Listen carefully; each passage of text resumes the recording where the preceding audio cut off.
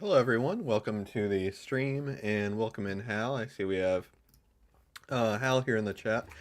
I'm going to bring up a postcard. If you watched my video yesterday, you'll have already seen it, but it reminded me of when the Wichita Club does the postcard of the week. And I had one that sold last week that I thought would be a really good postcard of the week candidate. So I guess I'm doing my own postcard of the week of this postcard. But this is one that I sold last week, and it was actually to a viewer of the channel. So I thought that was neat. Let me just get it pulled up here. I should have already had it, but let's see. Last week. Let me know how you're doing, everybody. How's everybody's week going so far? I went to the doctor yesterday for my annual check, or I guess annual checkup. I don't know what you call it, physical. uh, and I don't really like going to the doctor, so it's never fun for me, but it was fine. Here we go. Let me see if I can share my screen.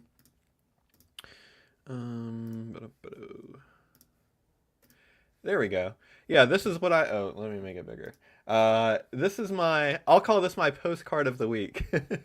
Somebody bought this, I think it was last Tuesday actually, and I listed it recently within the last few weeks, and I just thought it was such a great postcard, but Hal, I wish you could be presenting this one as the postcard of the week, because you do such a great job, and so much better than I can do, but this one, I'd never seen a postcard like this before. This is a drive-in photography studio.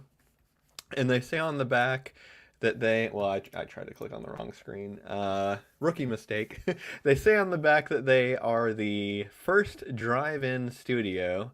So first drive-in photography studio, they claim, and established in 1934, remodeled in 1952.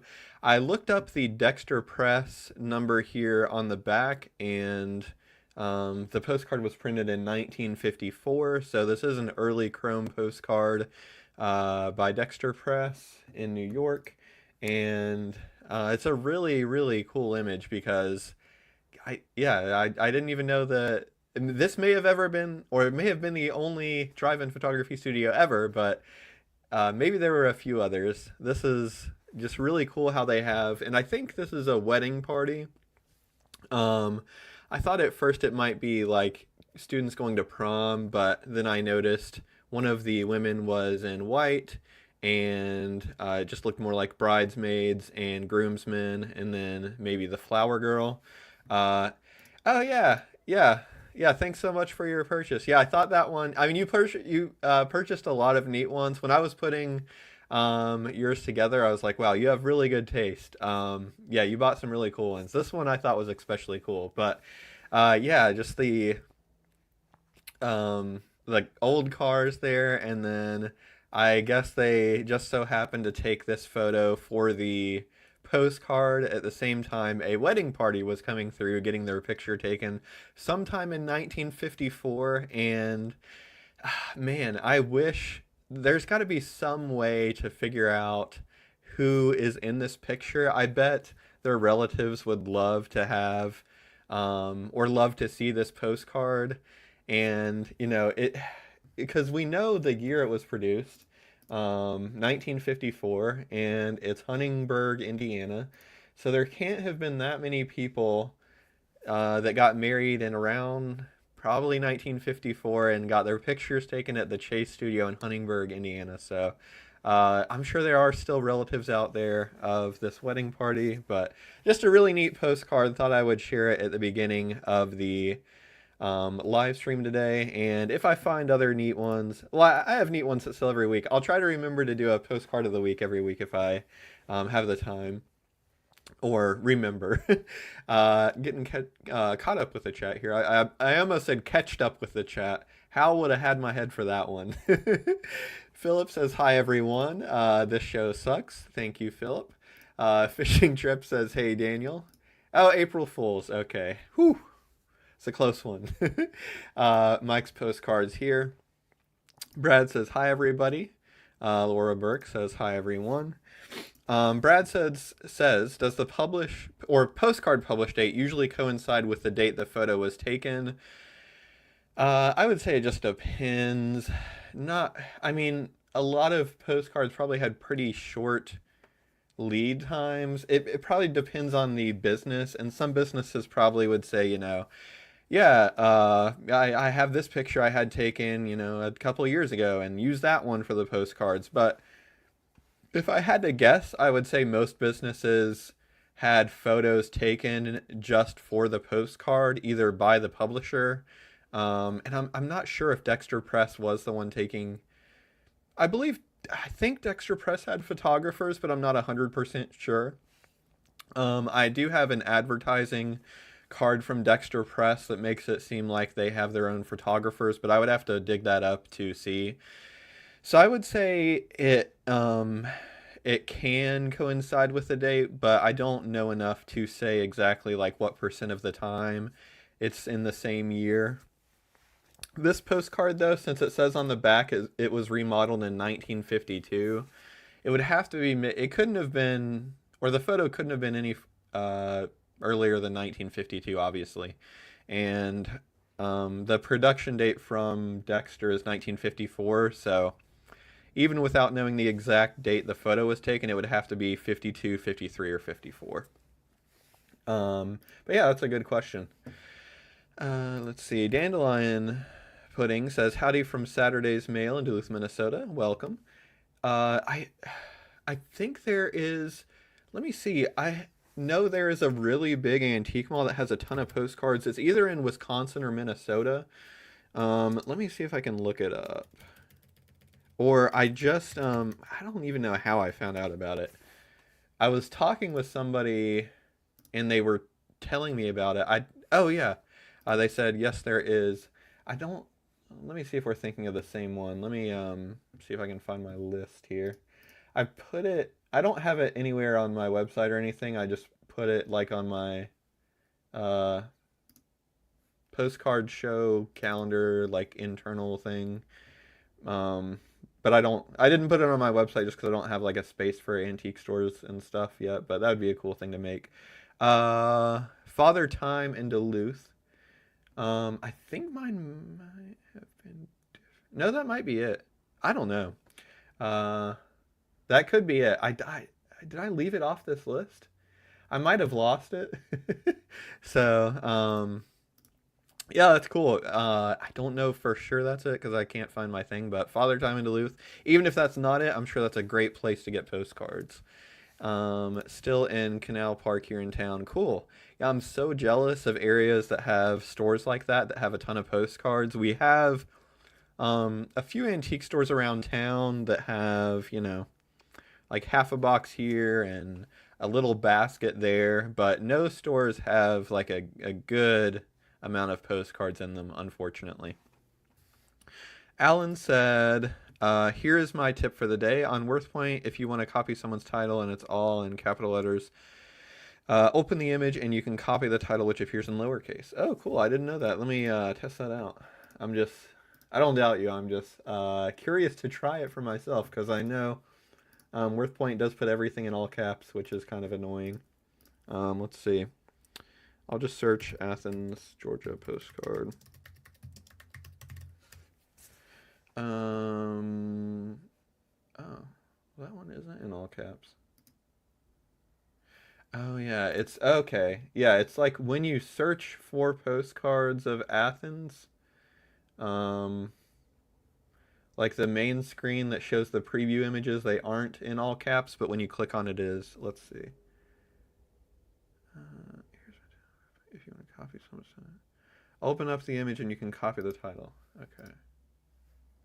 Oh yeah, sure enough. Great tip. uh, verified and approved. And now I'm looking at Athens postcards that have sold over the last, well, since WorthPoint started. Man, that's sad I missed out on that one. And a lot of that's so weird though because I just searched WorthPoint for Athens postcards and there's a lot of, or not a lot, but at least 3 or 4 Athens postcards that have sold this year that aren't on WorthPoint yet that are well over the some of these top selling postcards on WorthPoint.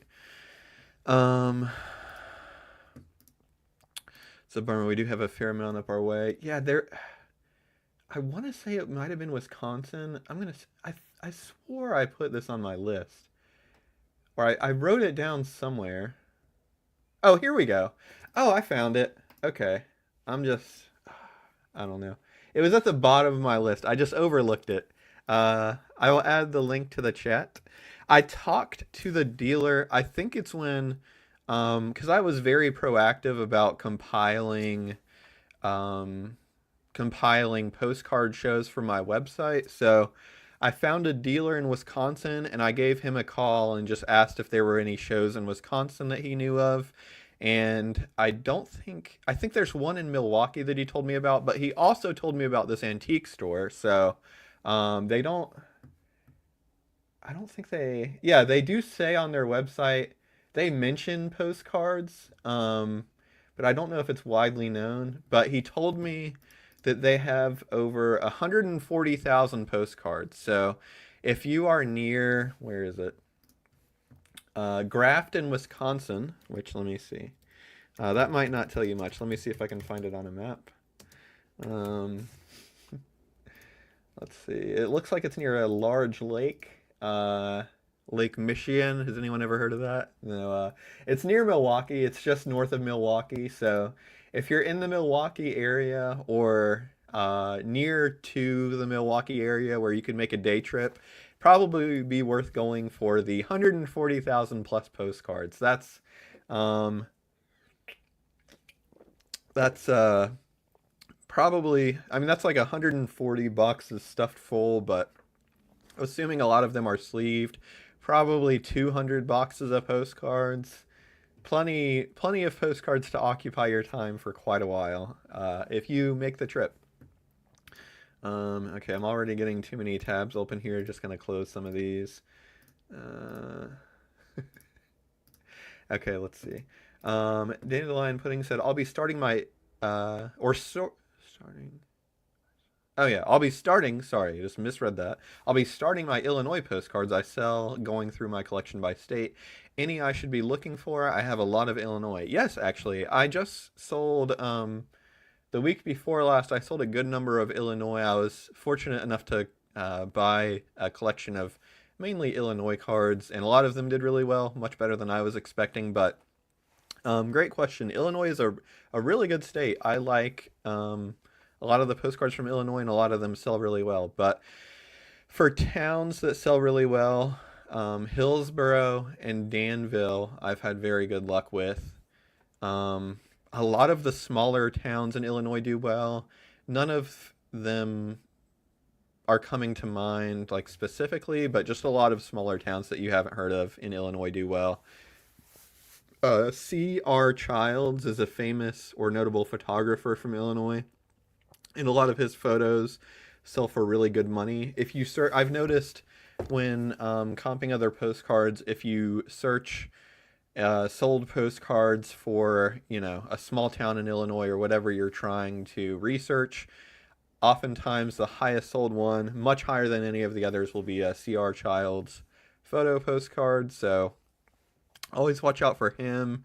University of Illinois, real photos can do really well. Champaign. I don't know exactly what's going on with the location of the University of Illinois. It's in Champaign, Urbana, which I thought were two separate cities, but I guess it's one. Maybe they're like twin cities, kind of like Minneapolis, St. Paul. Yeah. Yeah, Champaign and Urbana just look like towns really close to each other. So University of Illinois is very, very. I don't know. I'm sure the printed cards do not as good, but they probably do pretty good. But the real photos do especially well, and I've sold quite a few of those for over $100. If they're uncommon ones from the early 1900s, they can do really well. I'm trying to think. I'm just looking at a map of Illinois. Um, I am always on the lookout for sorry, Oglesby, Illinois, which is a very small town in the northern part of the state. It's where some of my wife's family is from. So I don't. I've never seen a postcard from Oglesby, but if anybody has one, I would definitely be interested in that. That's yeah, that's the main things to look out for. Hillsboro, Danville, University of Illinois Real Photos, and then CR Childs, RPPCs. If anybody has anything they want to add, feel free to add it to the chat. Um, Alan said, I canceled all my promotions on 16,000 items in a month, dropped from 2 million to 800,000 listing impressions, but selling costs dropped from 34% to 29%, and sales are down 30% last month. We'll see. Yeah, that's it's an interesting I don't know what the right word is, game of chess that you can play with eBay, because pretty much every postcard, sorry, just scooting up, pretty much every postcard will sell eventually. So is it really worth it to promote it? I say if you can afford to wait and you don't necessarily need a certain amount of cash flow every month, it may be better to not promote at all. I do promote. I've definitely lowered it over the years. I'm currently at 5% just on all my listings. And a lot of listings sell at, or sell as non-promoted. Let me just pull up to see what I'm at.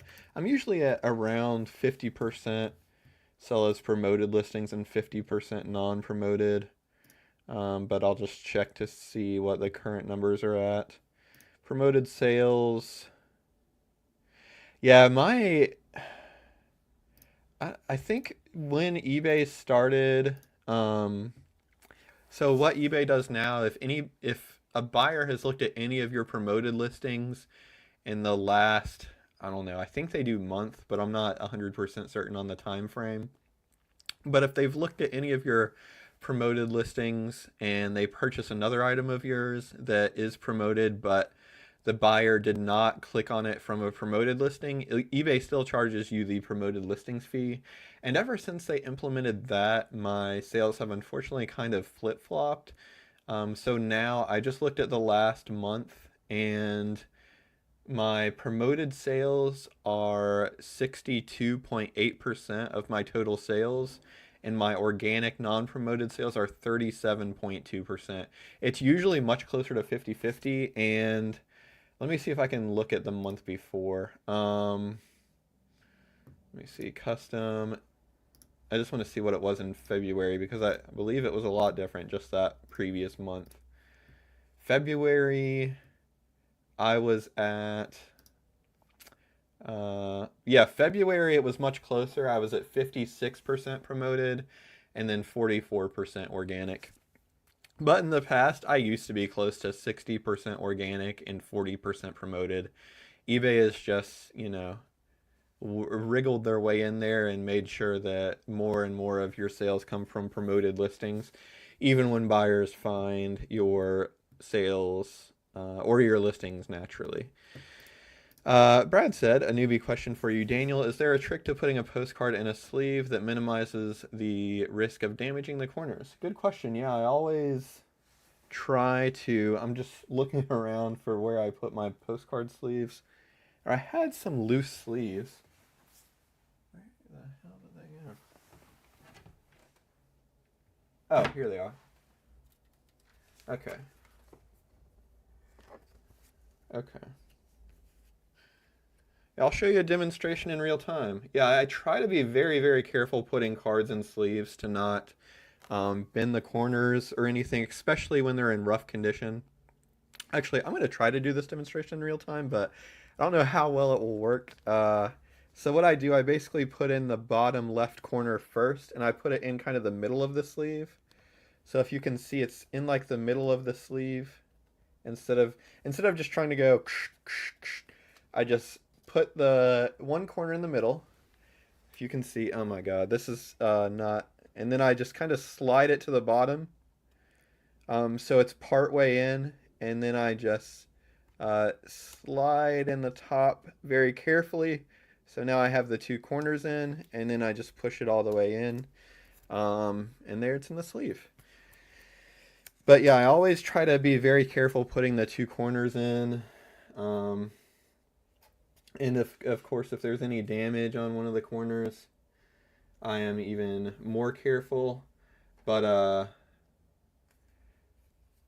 yeah, it's sorry, got distracted.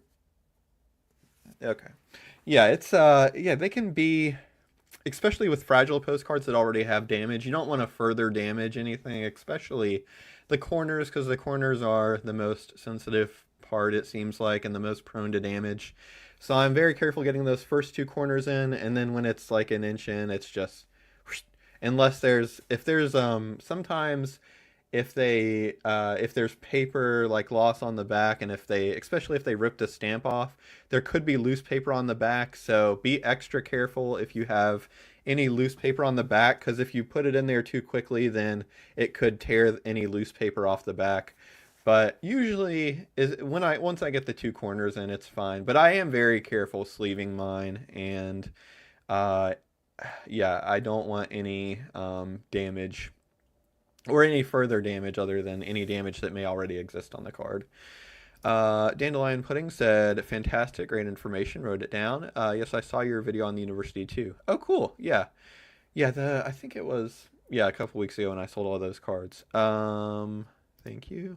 Trying to sleeve Continentals is the biggest pain for me. Yeah, because those are the worst, or the worst to sleeve. I love Continentals, but a lot of them have the deckled edges. I assume that's what you're talking about. The ones that don't are fine for the most part, but the ones with the deckled edges are just a pain to try to get in a sleeve. Um, and then trying to get a Continental and an Eco Swift properly, yeah. Yeah, because the Continental size postcard is close to the same size as the Eco Swift. Should be about half an inch smaller on the top and the side, but they're obviously larger than a standard size postcard. And especially getting it in the Eco Swift with the sleeve, because yeah, you really have to be careful getting them in there and shipping them out. Brad said, thanks for the demo. I've rounded corners and it vexes me. Yeah, yeah, hopefully it was helpful. I don't know if watching myself it didn't seem that helpful, but maybe or you were able to tell something about that. I realized that after the live streams, usually I'm either losing my voice a little bit or my throat's a little dry. So I brought this sparkling water up with me. It's I think you can see that. Liquid Death Killer Cola is what it's called. It's actually not that good. I'm just trying to drink the rest of what I have. They do have a Dr. Pepper one that's very good though, that I love. For some reason the cola one tastes like bubble gum to me, but the Dr. Pepper one is really good. I think it's called Dr. Death, but yeah, I love the little sparkling waters. Alan said, thanks, just check 76% promoted and 29.1% organic. Thrifty trick, finding old photo albums at thrift shops, garage sales for cheap, and cutting the panels apart for individual postcards. These are excellent for RPPCs as they are thicker. Okay, so you mean cutting the panels apart. Oh, okay, so you mean like the I think I know what you're talking about. Not like the antique photo albums, but like maybe the 50s, 60s, and 70s photo albums where it's kind of like the thicker, it's not really cardboard, but really thick like photo paper. Or not photo paper, but photo that they would put paper that they would put the photos on. Yeah, I think I know what you're talking about. Yeah, anything that you can use to thicken the envelope for shipping or keep the image protected is going to be good. Uh, like the older photo albums, right? 60s, 70s. Yeah, yeah, I have a couple of those. I I'm trying to think. Yeah, I used to use a lot more. It'd probably be better for me to use more of that stuff, but I usually just use a couple envelopes, which probably ends up being more expensive than repurposing materials like that. Plus, it would be like recycling. Randy said, "Yup, deckled edges are from the dark side." I don't know why they were such a big thing, but also I do remember in the early or not early 90s because I wouldn't have remembered that, but in the 90s when I was a kid, I had a pair of scissors that cut different patterns, and I thought it was really cool. They would have cut deckled edges, but I used those for crafting projects and stuff. So for some reason, I think it was like a thing back then to have the grooved edges and then the other weird cuts of edges and stuff. Alan said, I have sped up my listings by opening a Word doc and hitting Windows and the letter H to open dictation. I read 30 postcards info and keywords and paste them in the listings. Oh, cool. That's interesting. I bet, I bet you could probably train ChatGPT to do something pretty similar, and it might even be better at it, because ChatGPT is pretty good at listening to instructions, for the most part. But if you opened up, or any whatever like AI, what is it, language model you want to use, but if you said, hey, I'm going to be giving you information on antique postcards, and I'm going to be giving it for whatever, 30 postcards, and please format the information for each postcard into an eBay title that is no more than 80 characters and includes the state, town, and year and keywords that I give you. I'm pretty sure ChatGPT could do a pretty good job about that. I don't know if you can talk to, I think you can talk to ChatGPT, right?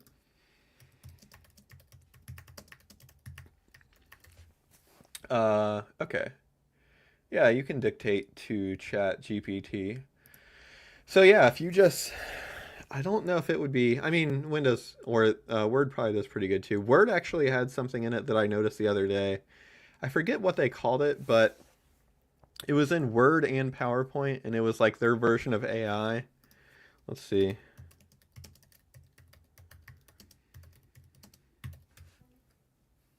Copilot. Copilot is what it's called, and I noticed it was really annoying when I opened my Word and PowerPoint to work on something the other day, because it kept asking me if I wanted to use it. So I just disabled it in everything I was using, because I don't know. Maybe it's just the grumpy older man in me, but I don't like when I go to work in PowerPoint or Word or Excel or whatever, like I am working on something, and I don't know how useful AI can be in that. And if I wanted to use AI for something, I would just go to whatever ChatGPT and ask it there instead of the Microsoft version, which I don't know anything about. Dandelion Pudding said, cute. Yes, I use my pinking shears to cut out my address labels. Oh yeah, yeah, the scissors. I need to get some more like that. I should what would those have been called? But we would make like snowflakes with them. Oh yeah. Decorative scissors, I think, is a name for them. Craft scissors. Yeah, man. I'm sure my pair is still somewhere. Mine had a pretty funky design on it though. They were cool. Decorative edge is what some people call them. Decal edge. Okay, so they're still made. Randy said Copilot is on the Windows taskbar now. Yeah, it's just invading everywhere. And who asked for this? I don't even I use ChatGPT very sparingly, and when I do use it, it's usually very poor. Or it usually does a very poor job at the task it's assigned. So when I try using it is when I'm trying to identify an RPPC, and what I'll do, usually when I can't make out the town on the back on the postmark, and I'll go to ChatGPT and just be like, okay, I'm thinking of a town in Georgia, and it's 4 letters and it starts with an M. What could it be? And the answers are usually very bad. I don't even know why I still go to ChatGPT, but it's like, oh, could it be?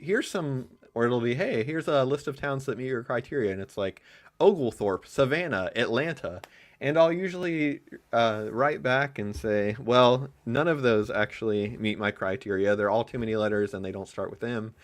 And ChatGPT, I think or at least it looks like they programmed it to when a person tells it it's wrong to always say like, sorry, yeah, you're right, that was wrong.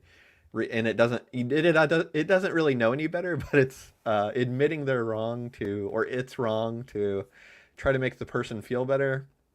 So when that happens, I'm usually like, no, that's not right at all. That's not what I was looking for, ChatGPT.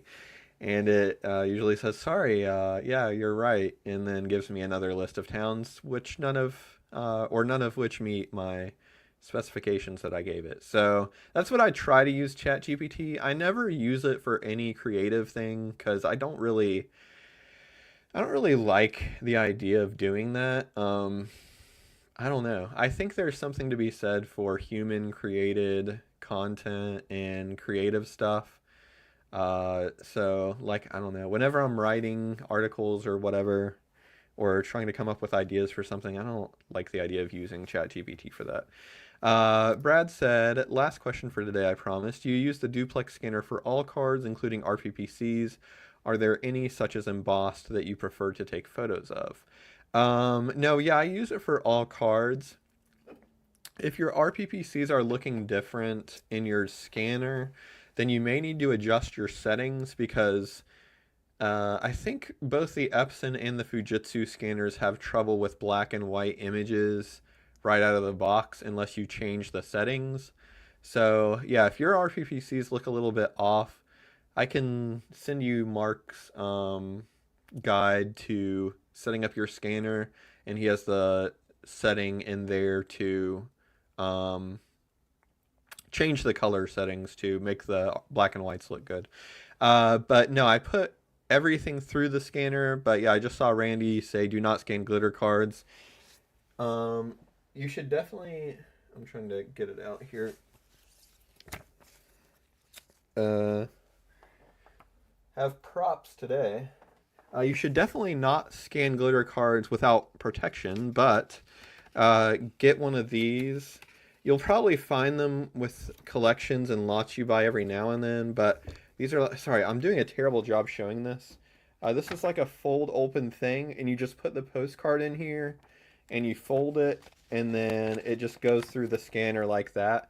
So any postcards that I have, or that have glitter on them, or I don't know what else would cause it to need to be in one of these. Maybe if it's like really damaged or something, I would put it in there just to make sure it doesn't get any more damaged. But yeah, I scan all of them. Um, just don't scan glitter cards or really fragile ones without that thing, which I don't even know what the name of it is. It's like a protective sleeve to scan it in. A lot of, or I know some collectors use those as postcard sleeves, basically, but I don't know the actual name for them, and I don't know where to buy them. I just usually save them when I find them in collections or lots, and have been saving them for not even that long, maybe 6 months now, and have a nice number of them saved up. But yeah, other than that, I put everything through the scanner that will go through it. The only thing that I will photograph are souvenir view folders because those really can't really be scanned. I don't list too many of them, but if I find one for a really small town or something, I'll try to list it usually. And some postcards are too long to be. This postcard right here, just because it's on the top of my stack, like a double postcard, it'll go through the scanner fine, no problem. But any larger than that, like a 3 panel card or 4 panel cards, they even made some of. I don't think they go through my scanner. At least they don't scan every panel. So for those, I take photos of, and the souvenir folders. But everything else I scan. Nancy says, hello, hello. I have a ruler that makes a decal edge by eating on a sheet of paper and tearing it. A ruler that makes a decal edge by eating on a sheet of paper and tearing. I don't think I know what you're talking about. Maybe like a ruler and a pair of scissors. That does sound cool though. Uh, yeah, I'm still trying to figure that one out. But yeah, let me. Or if you have like a if there's a picture of it online, send me that to just show me what you're thinking of. I don't think I've seen anything like that though. That sounds cool though. I need to get another pair of those scissors that cut and make like the patterns because I had so much fun with those when I was a kid, and I need to start doing more crafting projects in my older years. Yeah, I think I got to Randy's comment. Don't scan glitter cards. Worth repeating. Brad said, I've heard that some scanners can leave marks on RPPCs. Haven't seen that on the few I've scanned. Yeah, none should. I'm trying to think. Yeah, none. I mean, none of the duplex scanners that I know of should do that. I've used the Fujitsu and the Epson, which are the two most popular ones, and none of them leave any kind of marks or anything like that. I guess the only situation where that could happen is if maybe something gets on the wheels in the scanner.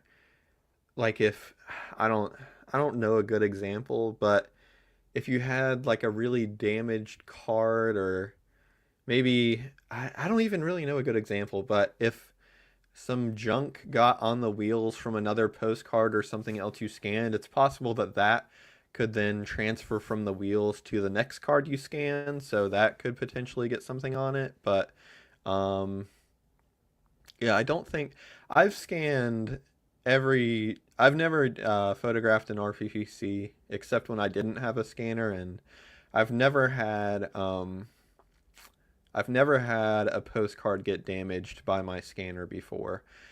Now, I have had, unfortunately, I tried scanning a letter before, and that experiment very quickly ended. The paper that the letter was written on must have been too fragile because the letter started to, it didn't get torn, but it like wouldn't come out the end, and it started like crinkling up. So I had to just take the lid off and take it out, and I never tried to scan another letter with my duplex scanner again. But yeah, I've never had any problem with it damaging a postcard. And yeah, what have I scanned? Probably I've sold about 21,000, 28. I mean, I've scanned over 50,000 postcards at this point, so that's a pretty large sample size. Now, if you want to be safe, I would just, if you have a really fragile card or a card that you're worried about, you might as well just put it in a carrier sheet just to be safe to go through the scanner. And thank you, See the Lights. I think the sleeve you're talking about are called carrier sheets. Yeah, you're right. I couldn't think of the name. I don't know if anywhere on the internet, sorry, any website online sells them. I just find them from, yeah, lots and collections that I buy that happen to have them and just save the ones that I find. I don't think they're really made anymore, unfortunately, but I know I asked Popeye, and he said, I think he said Matt's Baseball might sell something similar. So if you are looking for some, maybe check out Matt's Baseball and see if they have any. J.I. said, "Are you going to the Tennessee Postcard Show in April?" Oh, when is it? I am going up to Tennessee in April for a wedding, but I think it's not the weekend of the show, so I'll probably miss it. But let me see when the show is. The wedding is the last weekend in April, and I think the show is in the middle of April. Let me see. But yeah, Shelbyville shows April 12th. Unfortunately, I won't be making it to Shelbyville this year. It was nice when we were close by because where we lived was about a 45-minute drive away from Shelbyville. So yeah, 45 minutes is nothing to drive to a postcard show, and I would drive probably 2 or 3 hours, but it's about 5 hours. So yeah, not gonna make it to the Shelbyville show, unfortunately. Although I will have FOMO. I might try to drive over to the Huntsville show. I think that one's slightly closer. And the Huntsville one is a bigger show, which I think is in June. Let me just see uh, how far away I am from Huntsville. Yeah, the problem is I'm just like slightly too far away. Damn, yeah, that one's not really close enough either. I'm just slightly too far away from these shows now for it to be a day trip, and I don't know. Like, I know I could rent a motel room and stay a couple days, but I don't want to do that really. Like, if I'm doing that for a show, then I want to go to a show I haven't been to before, if that makes sense.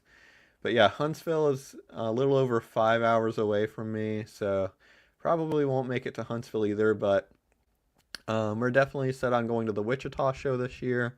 Might be able to squeeze one more in depending on times and stuff, but definitely Wichita. And yeah, I'm just sad I don't really live as close to shows as I used to. There's not really any that are like a good day trip near me. Alan said Popeye showed you can click on a setting and scan those folder postcards and long postcards. Works on my Epson 680W. Oh, cool. Yeah, I think now that you say that, I think I watched a video on that he did. Uh, I'll have to check that out again and see how he did it. Because something on mine, maybe there's a setting for continuity scan or something like that, but my scanner wants to just give up after it's been through about the length of two postcards. So I'll have to watch his video again and see how he did it. I might list a lot more folders if it's not too difficult. Because it's such a pain. I mean, it would be easy if all you had to do was take a picture of the front and back of the folder, but whenever I've listed folders in the past, I tried to take pictures of every single image included in the postcard folder, which is definitely quite a bit of time. So yeah, the only folders I really list now are the ones that uh, are like really small towns or that I've never heard of, and pretty much any other folders they just pile up. Randy said, "How do you ship those extra long cards like you see for hotels, etc. The ones that don't fold, if you know what I mean." Yeah, I know what you mean. I haven't had to ship any yet. I have a couple listed. I usually avoid listing them just because I don't want to deal with shipping them. But I had a couple that I listed a few months ago. It's just an experiment. And honestly, I just listed them without a plan for how I was going to ship them. And I figured I would just figure it out when they sold. But they have not sold, so I haven't figured it out. But what I'll probably do is just take I get the eBay 5x7 paperboard mailers, and I'll probably just like Frankenstein two of those together. So then I have like, 14 inches of usable space, or roughly, maybe a little bit less. And just kind of put, so take one of the 5x7s and put one side of the postcard in, and then put the other 5x7 on the other side, and ship it that way. I have padded envelopes that I would then put that in. So that's how I think I would do it. But yeah, I know exactly what you mean, and for that reason, I avoid listing the vast majority of those. The only one that I listed was a car dealership, and it was just like a really cool one of a car dealership, so I wasn't going to pass that one up. But yeah, I don't do those really at all. And if anybody else has any ideas or other ways that they do it, let us know. You can get those scissors anywhere they sell scrapbooking supplies. I think I'm overdue for a trip to Michael's, or is Michael's the one we have near us? I think they're shutting down Joann's, but yeah, I love the crafting stores like that. The last time I went, you can't see it because it's just off frame here, but I got this shadow box that I put some postcards in, and also I have this other shadow box that I put this really cool thing in that you also can't see because it's off camera, but yeah, it's past time I make another trip to a crafting store, so I'll have to put that on my list when I go. Randy said, my old scanner started leaving marks on RPPCs and chromes. You can replace the wheels as they recommend, but I just bought a new scanner. Yeah, it would depend on what's causing the issue, I guess, with the marks. There are a couple different things in there that I suppose could cause it. The most obvious one to me is the wheels, but there's probably a few other things in there that come across the postcard. But yeah, I'm fortunate that I haven't had that issue of any scanner leaving marks on RPPCs or anything like that. Uh, Rebound said, "Have you ever used CSV files to list postcards?" I have not, but it does seem pretty straightforward. I experimented with it maybe once or twice, but I never actually listed from it. I think I downloaded a template for something. Maybe eBay has a template that you can download from the selling area or whatever. But have you ever used CSV file? No, I haven't myself. I don't think it would be bad, but the way that I list postcards now, it's just as easy for me to um, use the eBay photo upload feature and then have it create the 100 listings for me. And then I title them and price them. And I don't really think it's any slower than using a CSV file. But yeah, maybe, I don't know, it could potentially be quicker if you're doing item specifics and everything, but since I don't really do the item specifics and really just title and price is all I do, it's quicker for me to just use eBay. Randy said, I know, I just put them aside. Yeah, I had I had some really nice ones too, but like some real photo panorama ones that yeah, it's just anything that doesn't fit in like the little eco swift I just don't really bother with. Oops, wrong, or clicked on the wrong one. Alan said just checked Epson Fast Photo. Go to settings, and then you can select panoramic photos, and it allows up to 36 inches in length. Oh, cool. Yeah, let me see if I can open mine right now. Oh, I don't know if I use that one. I use Epson Scan Smart, Epson Fast Photo. Maybe I just need to download that other software to use that. Let's see, settings. I'll have to dig through that later. I don't want to dig through this right now. Actually, if I'm being honest, I'll probably just be too lazy to dig through the settings, and I'll probably just keep not listing the panorama things. But no, if I come across like some really nice ones, I'll probably go to the effort of trying to figure out how to do that. But most of the souvenir folders that I come across, I think, are really common ones like Boston and Chicago, uh, Los Angeles, California. Um, Brad said, oops, or you said you can select panoramic photos. Is that, I think I said, I think I corrected you to some word, but I can't remember if I properly corrected you. So you meant to say select instead of collect. Brad said if you live in the South, don't use your mother's pinking shears or she'll use a switch on you. I'll have to, do I want to Google that? Pinking shears. Sawtooth blade. Okay, let's see. Okay, so they're like scissors for clothes, is my layman's analysis. Pinking shears. Yeah, this looks like for like fabrics and clothing. It looks like. Um, yeah, the postcard folders. Yeah, I haven't ever met a dealer that just really likes the folders, even though some of them can sell really well. Um,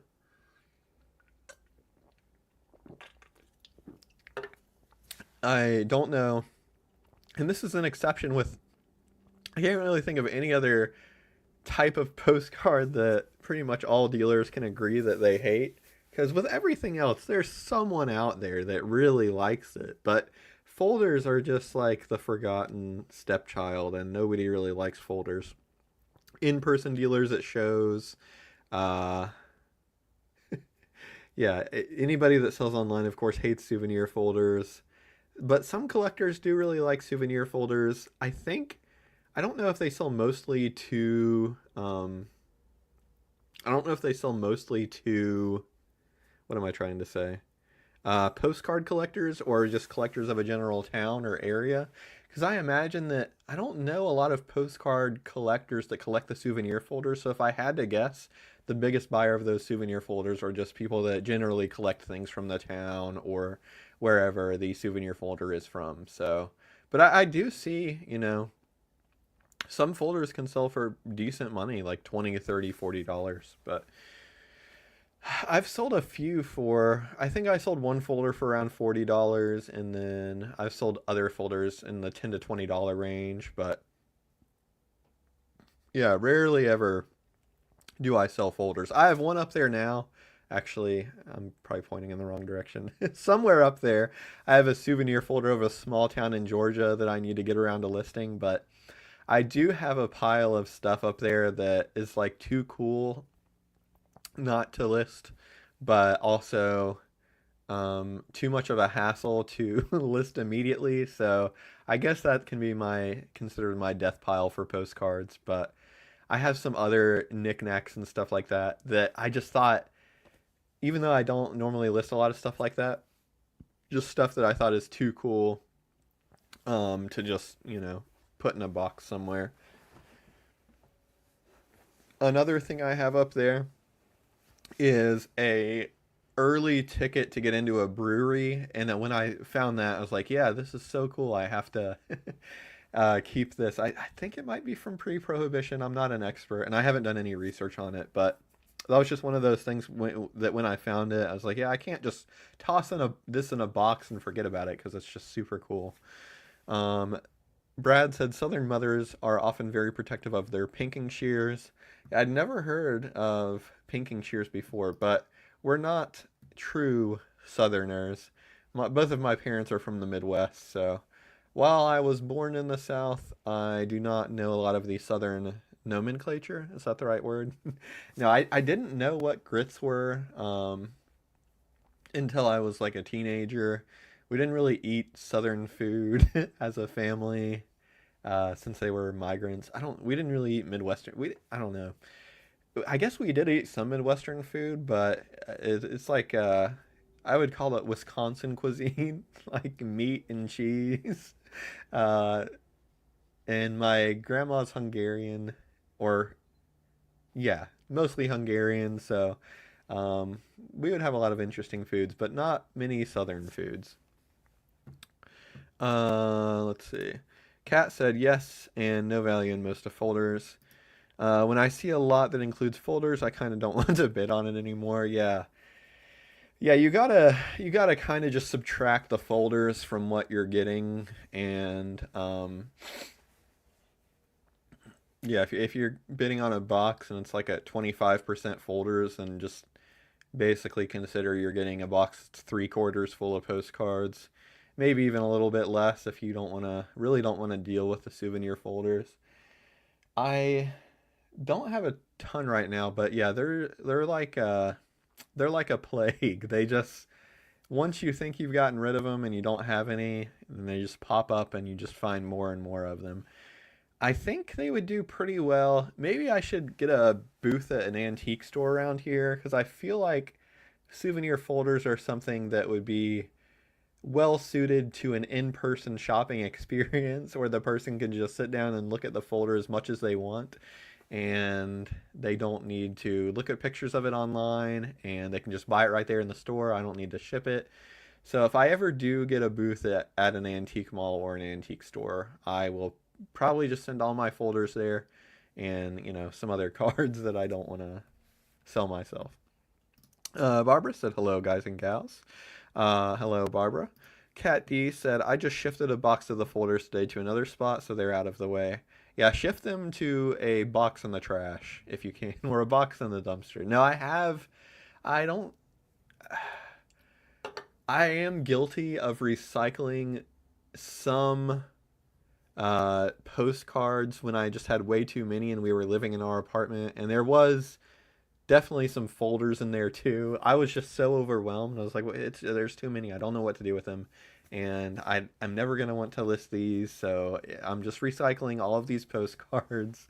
But there weren't really any old ones. It was mostly, and I wish I wouldn't have done this looking back, of course, because everybody, or every postcard has a buyer out there, even if it is a folder of Boston. There's some buyer that would pay $1 or $2 for it at an antique store somewhere. Rancid Buttercup said, I keep folders until I get about 50 or more. They sell well as lots. Oh, good to know. Yeah, maybe that's what I'll do. I need to get better organized still.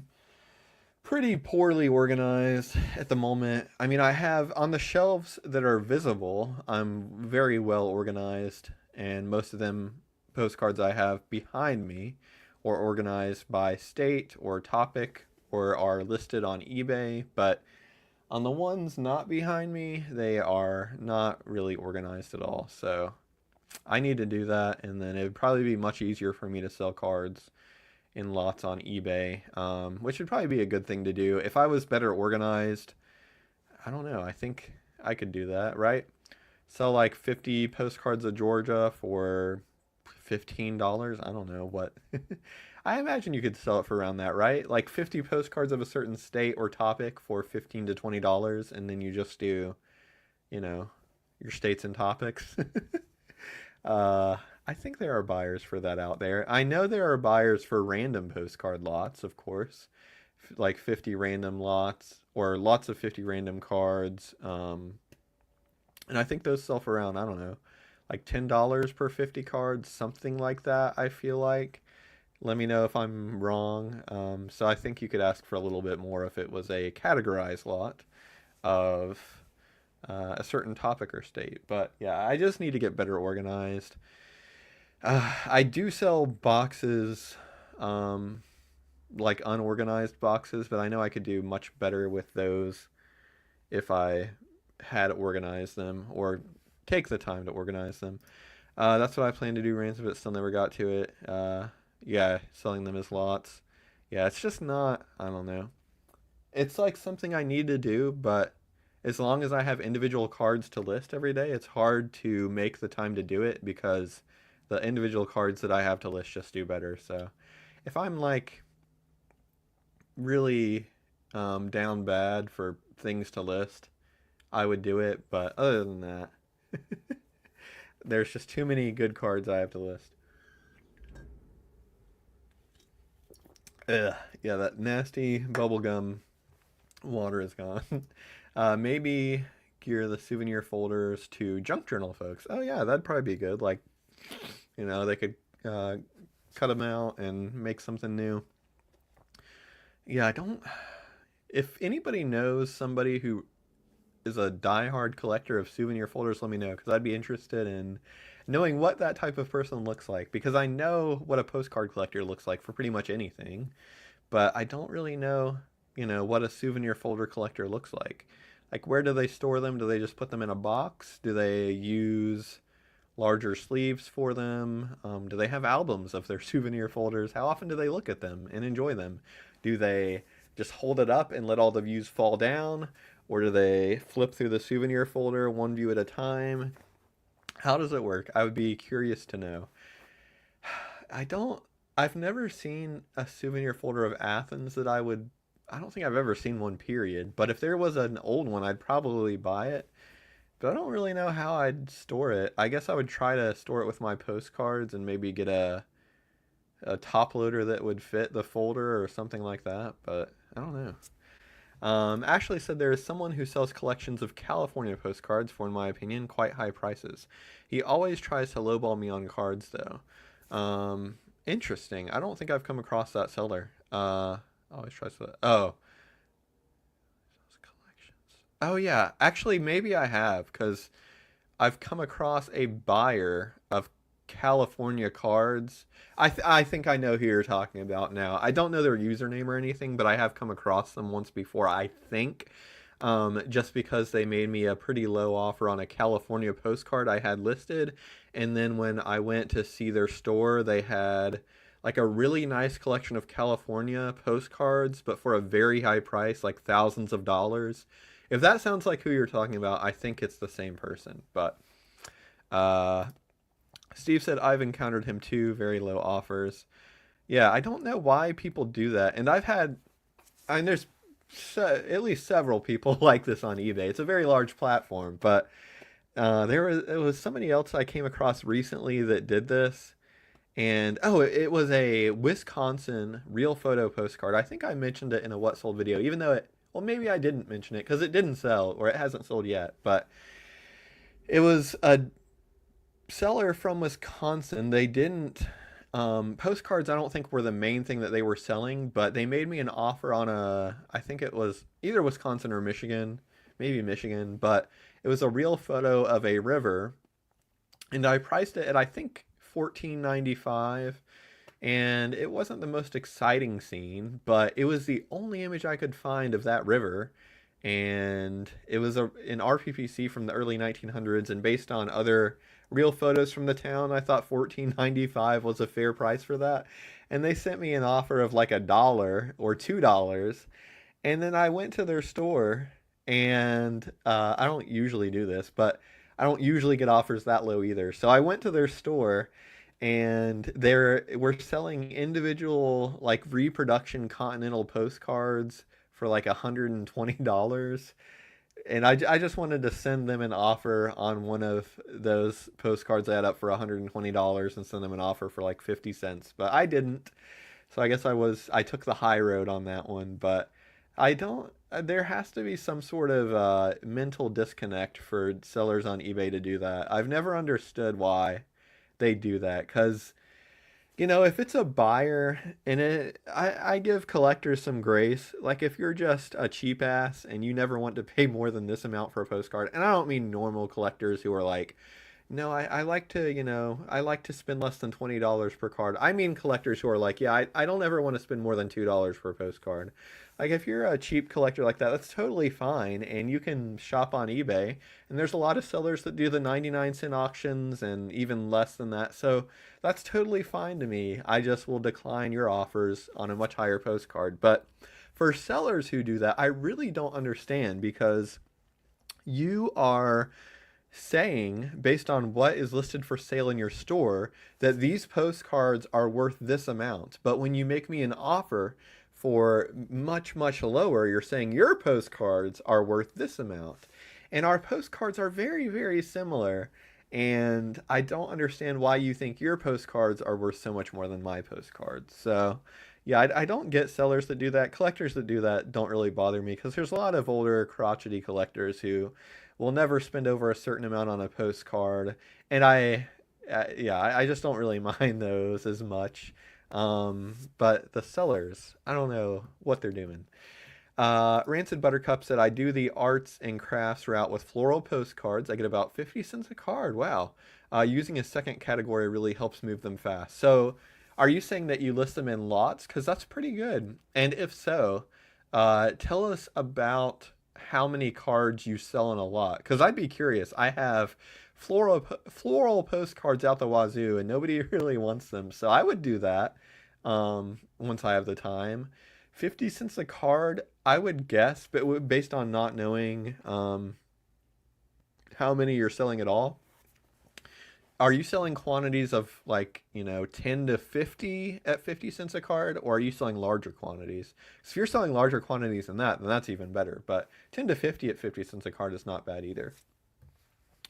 Ashley said, yep, that's them. Yeah, I haven't come across them in a while. I might have blocked them. I don't remember. I don't think I did, but it's possible. Randy said, I've quit putting best offer on cards 5 or 6 and under because of low ballers. Yeah, that's probably what I should do. I'm just too lazy to go in and change every single card that's under $5 or $6. And as far as I know, there's not an option on eBay to make a rule that says all postcards under, or all items in my store under this amount. Maybe there's probably some way to do it in bulk, actually, now that I'm thinking about it. I could probably just sort by lowest price listed and just remove best offer. So I would say, yeah, I should do that. And right now I'm just too lazy to do that. But I think I will send 15% off offers on any card, no matter what it's listed for. But most buyers are pretty good about not, like if I have a card listed for $4, they usually won't send me an offer for like 50 cents or anything. I did get one the other day that I just declined because, like, what are you doing? Because I had a card or a few cards that were listed around $5 originally, and then they had been up long enough. They were 25% off, so they were like $3.70 or something like that. and this person sent me an offer for like $2.07. And I was like, I'm just not bothering with, like, it's on sale.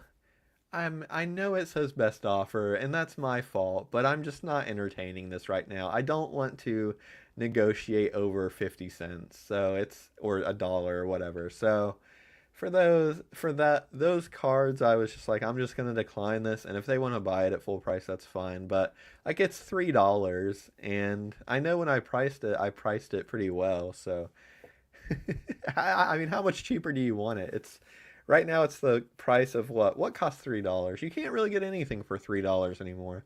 It's the price of like a chicken nugget at McDonald's, just a singular chicken nugget, or a singular Subway cookie.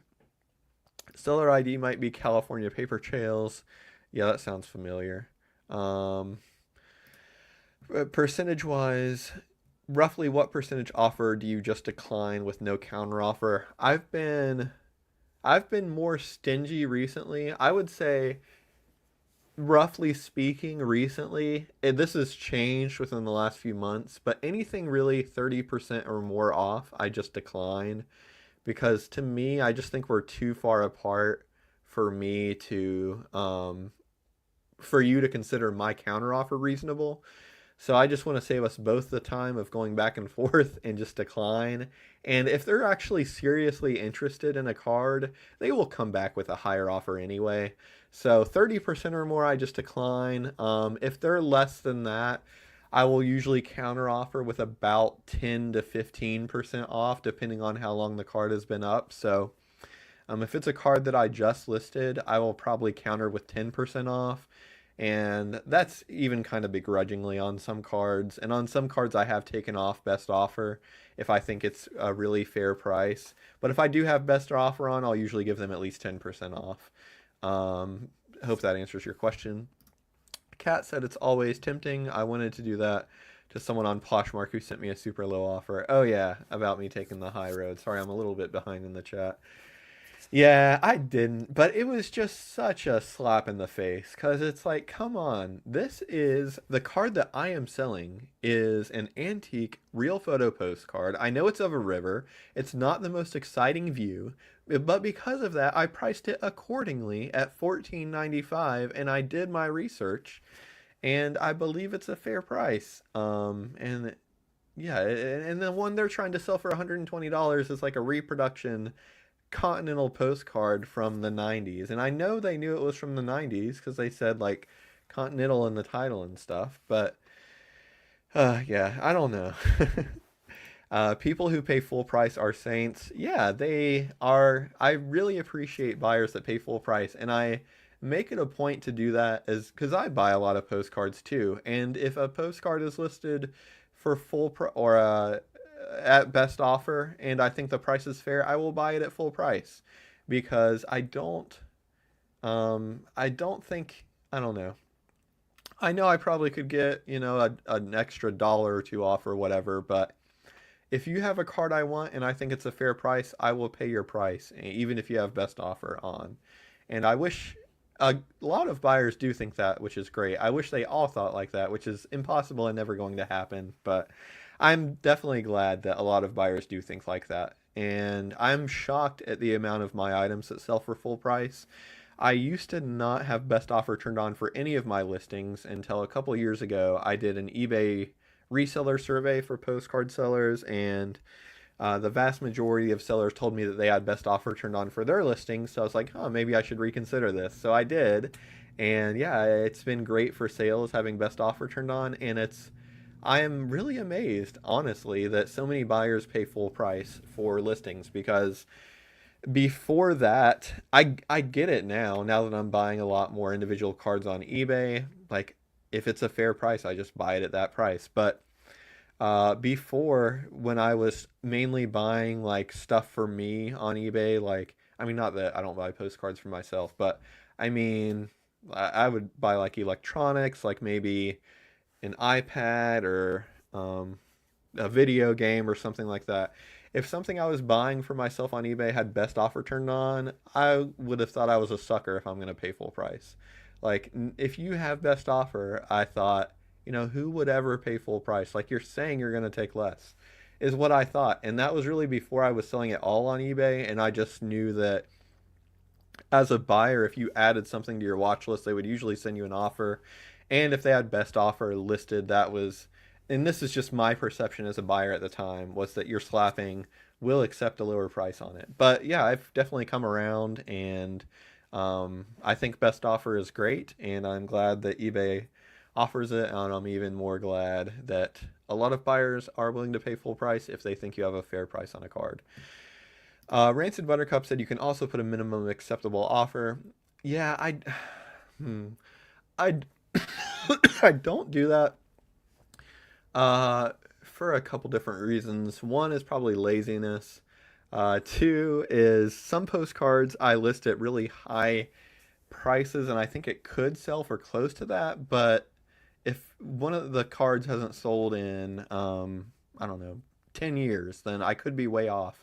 And I had one recently of the Schlitz Brewery in Milwaukee, Wisconsin that ended up selling for about, I don't know, 60% off of what I originally listed it for. Um, so, yeah, I don't want to discourage anybody from ever sending offers on those higher dollar cards that the market may have changed on. So that's reason number two. Did I have a third reason? I don't remember if I had a third reason.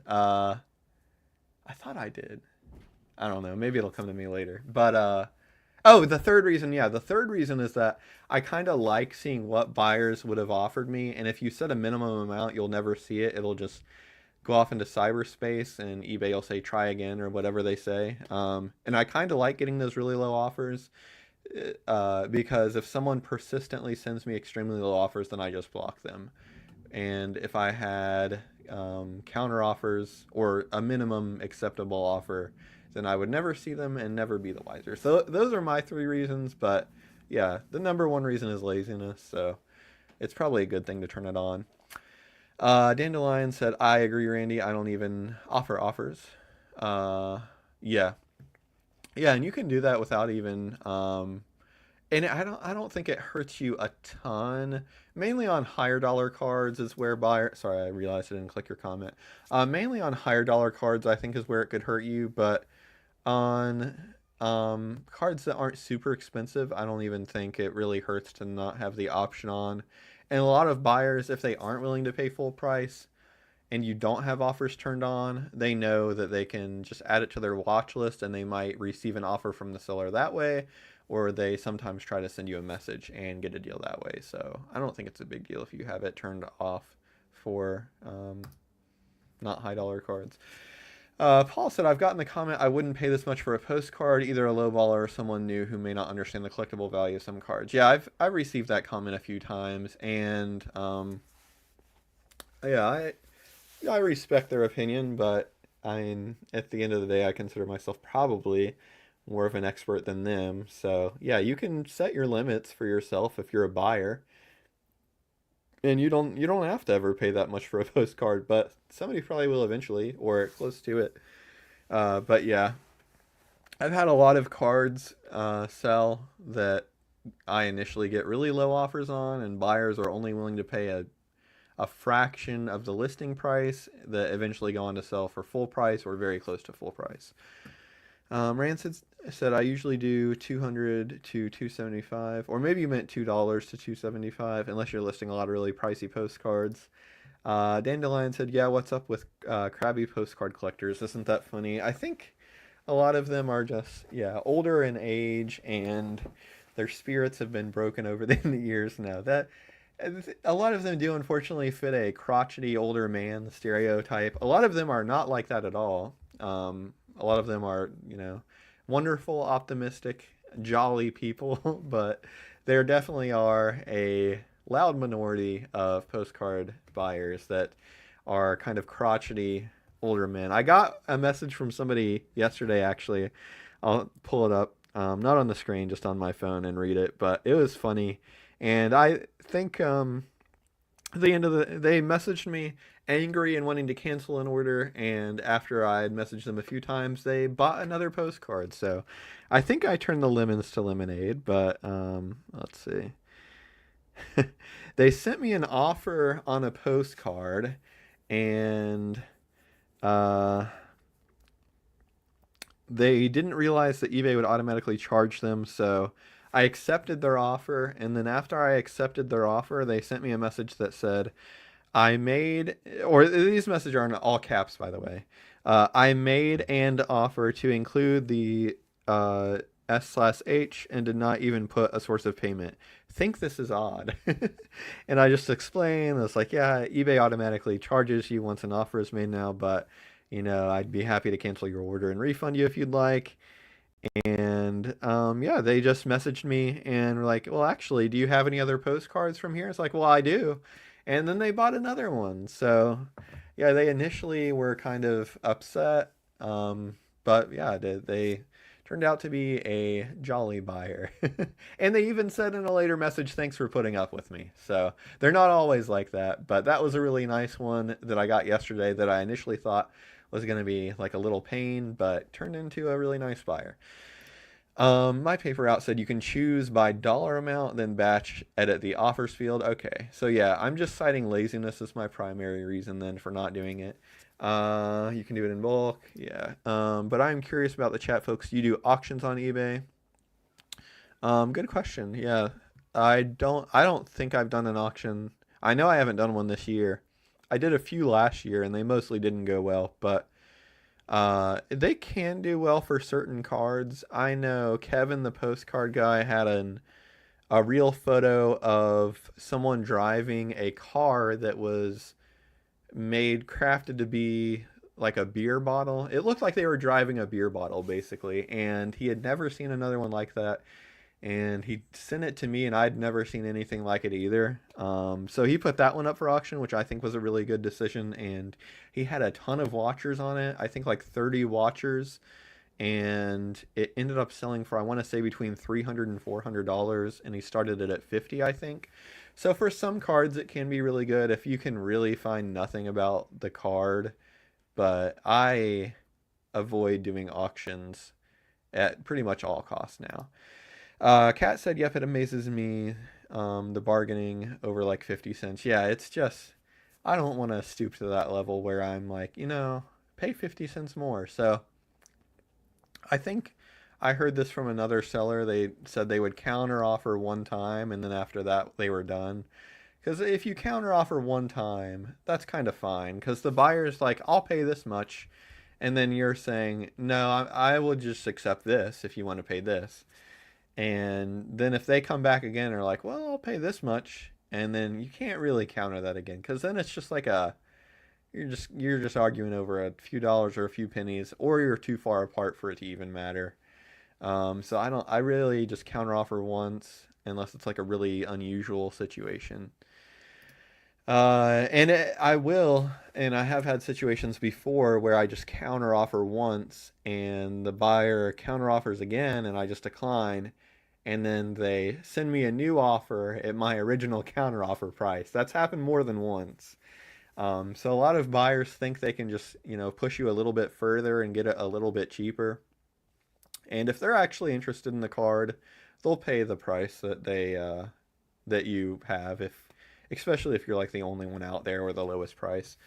Rebound said, I only do auctions on rare cards. Yeah, I haven't. I would do an auction on a really, I don't know, a really uncommon card that I knew there would be a high amount of demand for, but I haven't found one of those in a while. Most of the really uncommon, actually, I did have a Halloween card that would probably fit under that description that I sold a few weeks ago. The one that I sold for $320. That one probably would have had a lot of demand and it had done pretty well at auction. But since there was an auction of that same card, or at least another one in the same series that sold for like $300 recently, I was just like, I don't need to. I can just price it at $320 instead of doing my own auction and hoping it sells for $300. But yeah, I rarely do auctions these days. Paul said, I think a fun segment you could do on your channel could be too high or too low. Collect listings from your viewers and go through them anonymized to give honest feedback on if the price is fair. Yeah, sure, I'm up to do that. And most people are pretty good about pricing their postcards.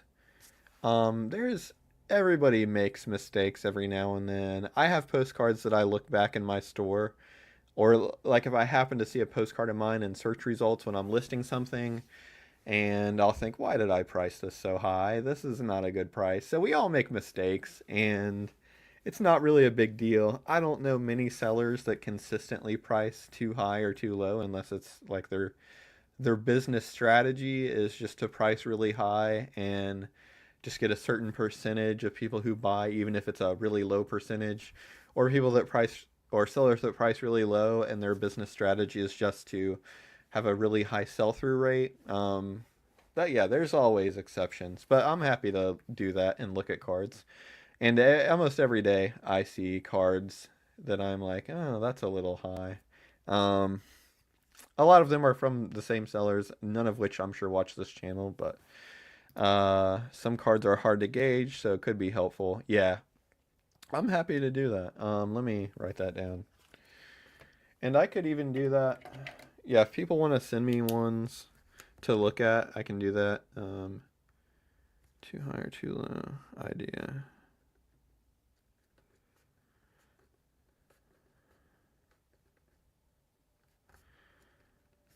Yeah, I don't know what. Maybe email would be the best way. I did have somebody email me a week or two ago with a question they said they wanted me to answer on the live streams, and that was pretty neat. So yeah, if anybody wants to email me any listings they want me to look at, I'm happy to do that. Daniel at mailseum.com is the best way to get in touch. Good grief, I just realized I'm like 10 minutes behind on the chat. Sorry, everyone. I'm living in the past over here. Dandelion, yeah, I do a fair amount of research in each card, but still list everything as auction. Uh, Jolly, I'm not sure what that was in response to.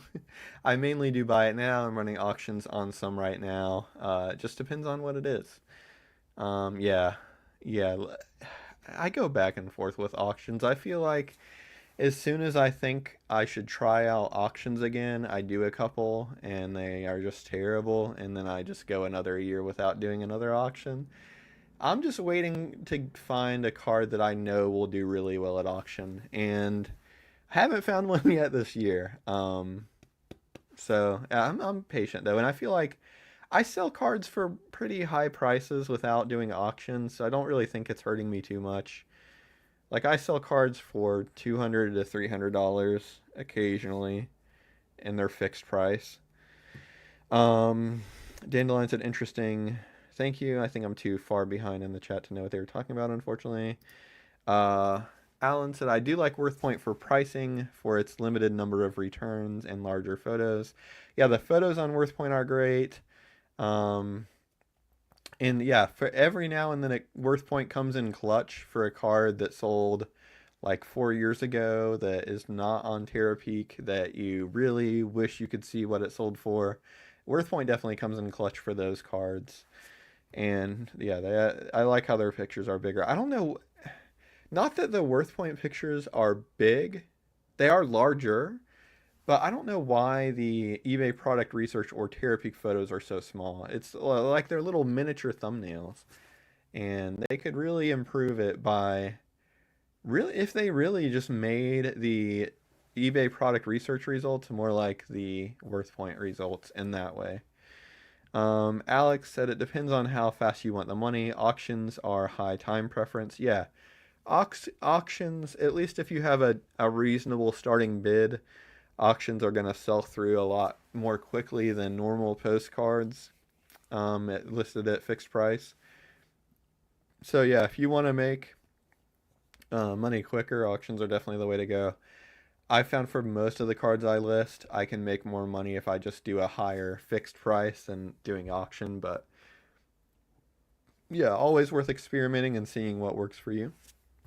Alan said, I like scheduling some postcards when they pop up 3 weeks later. ESPF posting a lot of the same topic. ESP. I don't think I know what that means. If post, I think it means based on context clues. Just it's boring if you're posting a lot of the same topic, or maybe your sales aren't as good if you're posting a lot of the same topic and you want to freshen things up. Maybe. No, I do have days where I try to get a pretty good variety up, but There are some days where I'll be listing like primarily a single state or area, and it's kind of boring for me. So most of mine though are pretty well mixed up. Especially, yeah, I should have known that. Especially if posting a lot of the same topic. Dandelion said, I appreciate all of this. I have no one to chat with about postcards, so thank you so much. I just have a little storefront on eBay, so next round I'll try a bunch of fix. Yeah, no problem. And there's no right or wrong way to do everything or do anything. um, this is just what I found that works for me. And there are, I don't know how many of you know this, but some of the highest grossing sellers on eBay are the 99-cent auction sellers.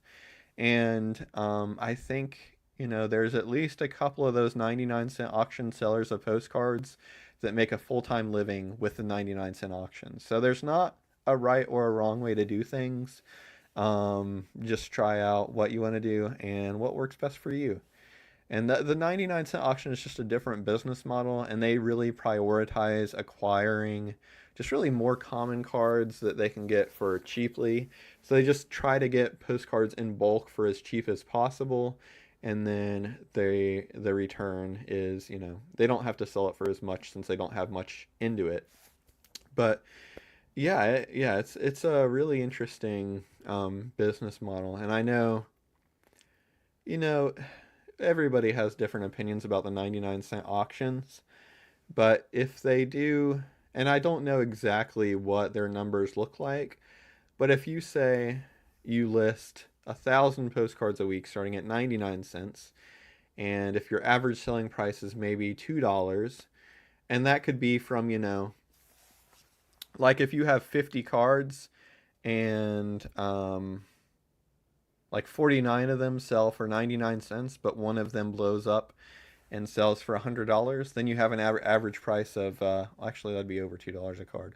One of them blows up and sells for $50, then you have an average price of $2 a card. So, yeah, I don't know exactly what their average sale price is, but I know it obviously has to be higher than their starting bid because I see cards every now and then when I'm comping cards that are from one of those sellers, and it would have been a card that obviously I wouldn't have even listed myself, but that they somehow got like 70 or 80 or $90 out of just because they got two people going back and forth at auction and they both really wanted it, and it was an uncommon card. Randy said a postcard seller is a lonely life. It doesn't have to be. No, yeah, it takes a special type of person to be very interested in postcards, and yeah, it's just the type of thing, you're not going to come across postcard sellers every day in your real life. And it is kind of weird when you think about it because whenever I'm talking to somebody that I don't really know and I'm trying to explain what I do, or they're asking me what I do for a living, it's kind of hard to explain. And it's not with pretty much everything else. Like, no, yeah, I'm a policeman or whatever. Like everybody knows what that is, or I'm a doctor or whatever. But yeah, I sell postcards, and that just kind of leads to more questions, I feel like. So I usually start slow and ease people into it when I'm explaining it, and I'm like, yeah, I'm a dealer in antiques, antique paper mostly, and postcards. They're a really big thing in the early 1900s. A lot of people collected them and sent them, and a lot of them can be very valuable. So, yeah, I sell those. And they usually get it and think it's pretty fascinating. But yeah, most people don't really, know it's a thing. It just depends on how much you want to list a week. I think I missed that one. Oh yeah, auctions. Yeah, because with the low cost auctions, you have to list a ton every single week to get a decent return. Yeah, I would say probably minimum 500 to 1,000 cards every week to make decent money doing those low dollar auctions. But I mean, their income is probably very what's the word I'm looking for? Very not variable at all. I don't know what's the word for that. They're consistent. Their income is probably very consistent. The low dollar auction sellers, just because there's not a lot of variance in the number and dollar amount that their cards are selling for, and yeah, they make quite a more money than you would expect, and I know they have overhead too, but I know there's at least a couple sellers that make a full-time living doing the low-cost postcard auctions. Uh, but I love it. One of the best gifts Grandma could have ever gifted me is her collection. Oh, that's so cool. Yeah, it's something that I feel like once you discover it, it's really easy to fall in love with selling postcards and collecting postcards, but it almost does take something like that happening to even be aware of postcards. And yeah, that's great that your grandma gifted you that and that got you started. Alan said one of the 99-cent resellers said he posted 3,000 postcards a weekend, and I look at a site and he sells hundreds and hundreds of cards. Yeah, that makes sense, and that adds up. So yeah, they do have a very, very high sell-through rate, and I don't know how many times they relist their cards at auction. Probably depends on the seller. If they go straight to fixed price, if it doesn't sell at auction, or if they relist it at auction a certain number of times before it sells. But for those 99-cent auctions, their sell-through rate is going to be over time, over like a month or two, not even over time, but over a month or two, their sell-through rate is pretty close to 100%. So, yeah, that's a ton of work, but if you think about it, um, auctions you don't really have to promote, so let's just assume they're not paying a promoted listings fee to eBay. Um, they're different with how they deal with shipping, but let's assume that all of their shipping costs are covered by the shipping fee. Um, there is the 30-cent fee they have to pay for all auctions, and of course the eBay fees. So, but of course their average selling price is going to be higher than 99 cents. So let's just say for math's sake, because I'm too lazy to try to calculate the real math. Let's just say they net around $1 per postcard after all fees and costs. Then that's still about $3,000 a week. So that's pretty good. And yeah, I know that's not 100% accurate, but I think they make a lot more money than some people think, but it is a ton of work. Um, Brad said it seems to me selling only 99-cent cards in huge amounts would become sort of a dreary treadmill, even if profitable. Yeah, I think it would be. Yeah, I mean, but a lot of people's jobs are dreary treadmills, so you just have to decide like what you would rather do. And I think for a lot of people, or I think for the dealers that do those 99-cent auctions, if they're choosing between doing that or doing like a normal 9 to 5 where you have a boss, I think they would take doing that every time because they are doing it. But no, I think it is can be, dreary and not that exciting, but there are a lot of pros to it. Like you're your own boss and you can decide what hours you work, and you make a living doing something that's pretty fun. At least maybe not specifically 99-cent auctions, but in the abstract. Randy said, "I always say you're going to laugh when I tell you what I do." That's a good starter. Yeah. Yeah, I just always approach it as if they've never seen or heard of a postcard before. And I'm like, there's these small little pieces of paper that people call postcards. And there are actually people out there that collect those. And I sell them. Jerry Lynn said, I agree with you, Brad. And, oh yeah, about the dreary treadmill. See the Light said, when I list postcards at auction, I select the option to relist the item up to 8 times. If it still doesn't sell, then I relist as buy it now. Yeah, I knew that option existed when I was doing more auctions. So yeah, I'm sure a lot of sellers do that. And in their mind, probably, they know, okay, the first week, 50% of my auctions are going to sell. The next week, 10% of those that were listed the first week are going to sell. And I'm sure they have it down to pretty much an exact science of how many sell every single week. And I know they do, or at least most of the ones that I've seen have most of their auctions ending on the weekend. Saturday and Sunday, and then I guess they do all their listing and shipping during the week. But yeah, their sell through rate has got to be close to 100% over a couple months, I would imagine, because there's really not any postcard you can't sell for 99 cents to somebody. Alex said basically auctions are whatnot streams where all you got to do is list and not be entertaining. Yeah, yeah, you can think of it that way.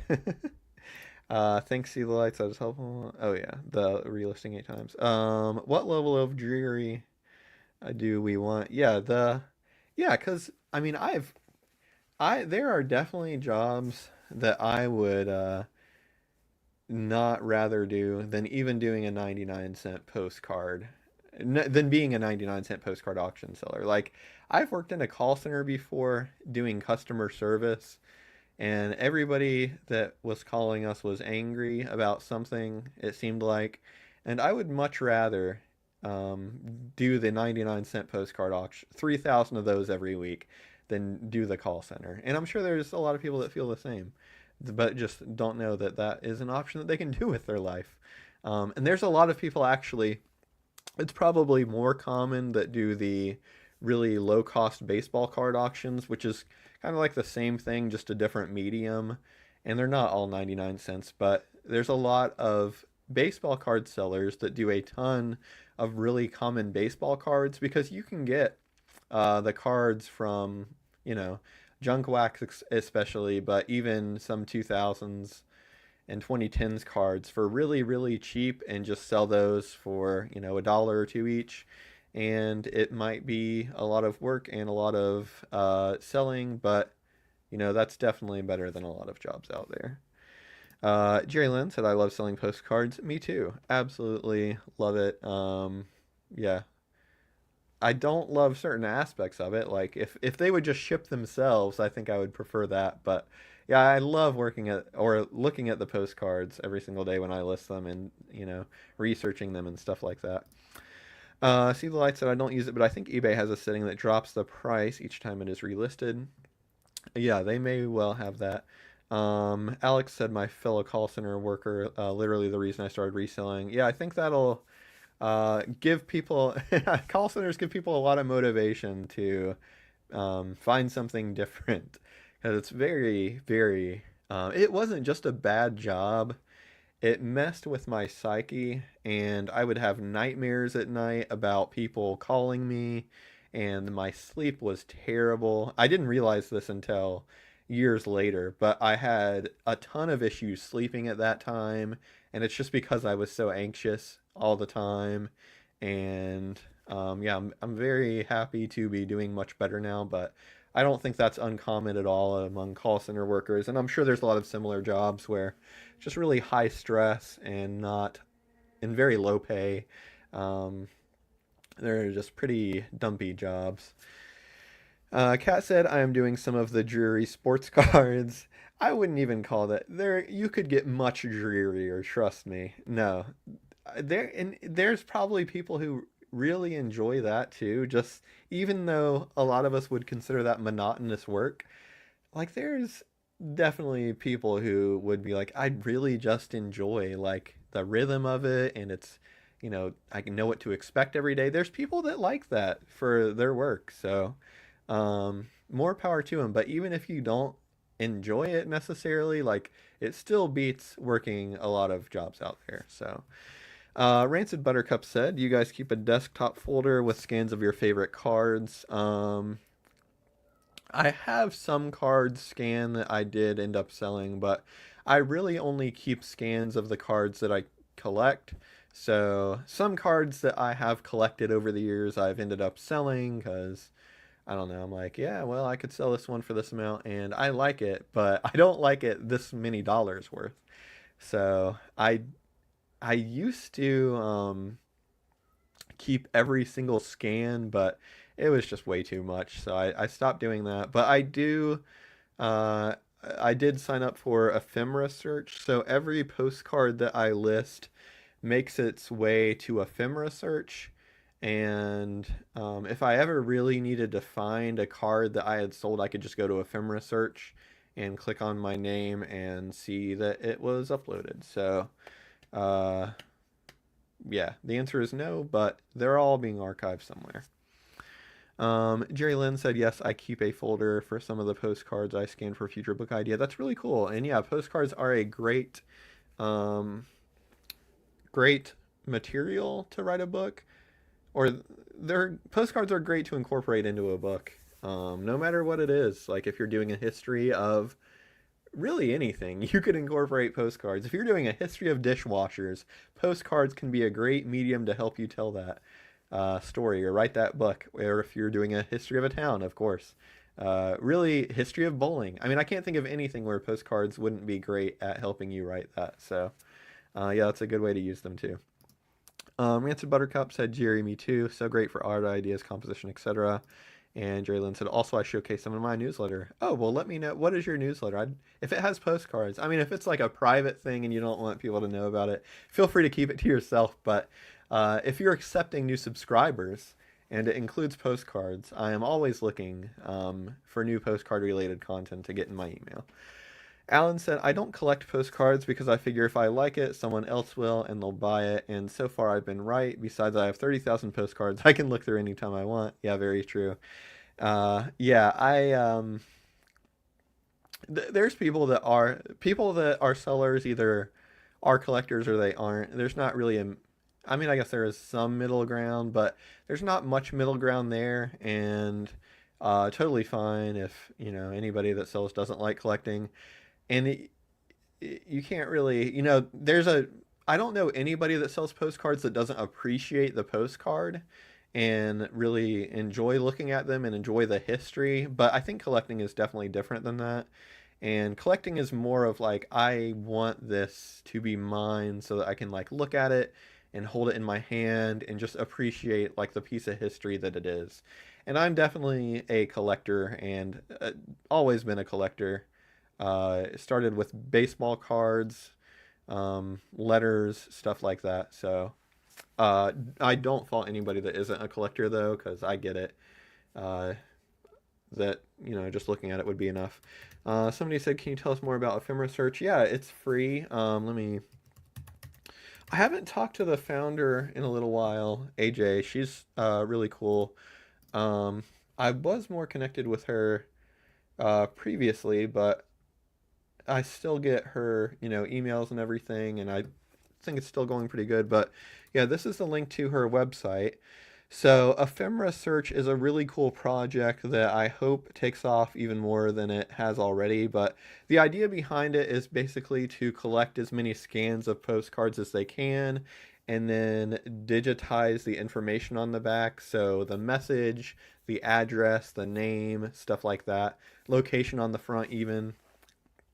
So every postcard, you can sign up as a seller and you can link your eBay account and she will she doesn't do it manually. The computers behind the scenes will automatically take every listing that you upload on eBay and create a listing on Ephemera Search for that postcard. So even if somebody buys it, it'll still be up on Ephemera Search.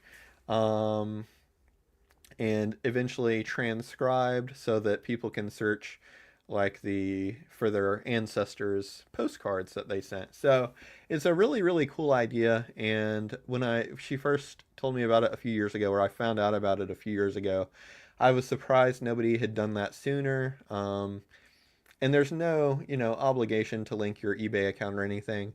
I just really like the idea behind it and support it and like the idea of helping more people connect to their family history. So I'm more than happy to share all of my scans for free without asking for anything. But I know there's people who feel differently about it and they would rather not, or rather not do it without any compensation. So it's totally fine if you don't want to do that.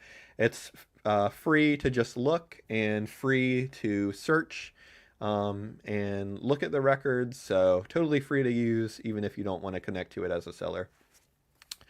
Hopefully that answers your question. I just realized I didn't have your question up on the screen, but hopefully I was talking to you.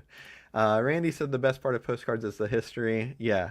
And it's so much, it's not even just like, It's really interesting history too. It's not even not that there's history that isn't interesting, but I just mean it's so varied in things that you learn. And yeah, I've learned so much from postcards that I never learned in school.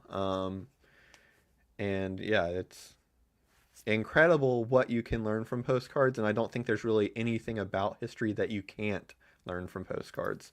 Alex said, "I don't understand collectors, but hey, you do you." Yeah, that I mean, you don't have to understand them, but yeah, I think some people just have a collecting bug, and there's just something about having something and just appreciating it. And I am definitely one of those people. I have a small video game collection as well. I say small. I definitely have over 100 video games in my collection. But I know some people that have thousands and thousands of video games in their collection.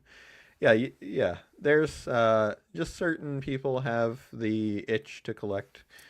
Um, Dandelion said that is a very cool website. Yeah, it's really neat, and I don't. Oh, let me look at their stats. Maybe it'll show me how many postcards they have up. She also had neat stats about different places that were added and languages on postcards or postcards that have been identified.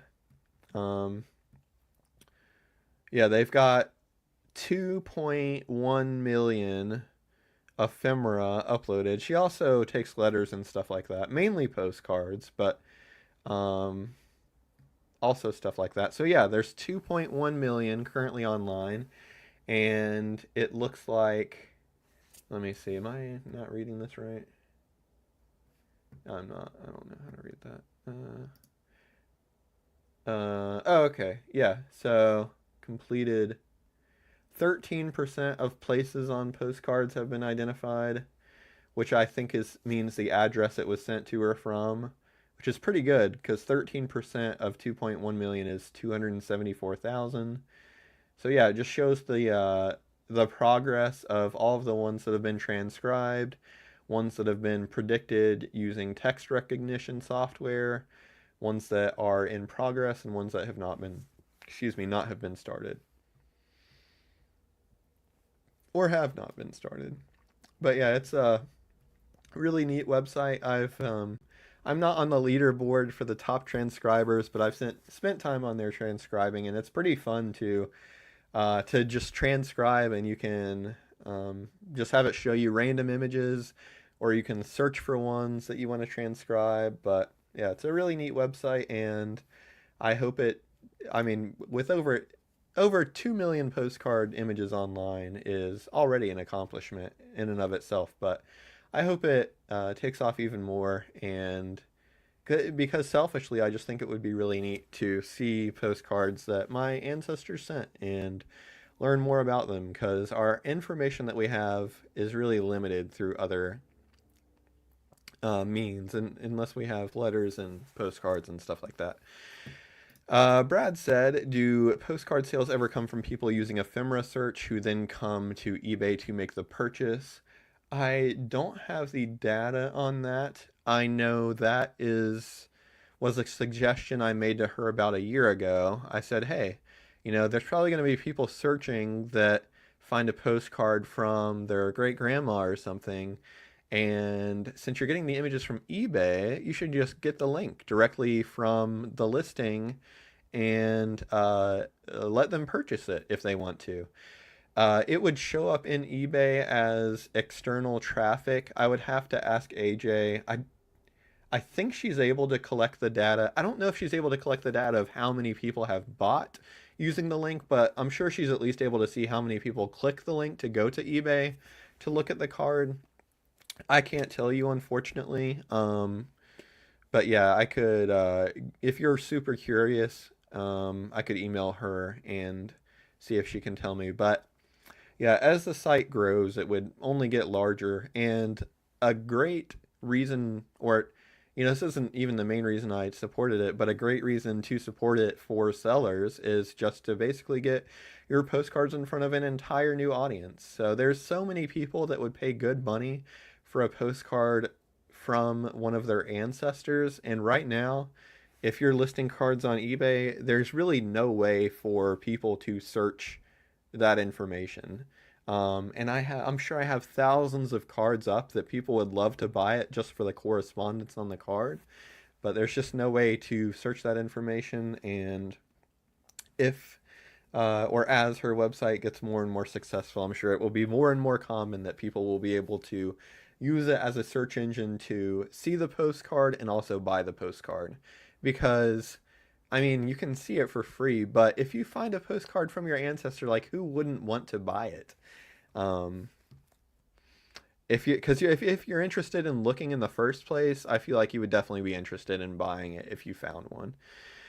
Jerry Lynn said, I love the history too. I have learned so much. Nancy said, with Ephemera search, if the person wants a copy, do they get a copy from Ephemera search or buy the postcard from the seller?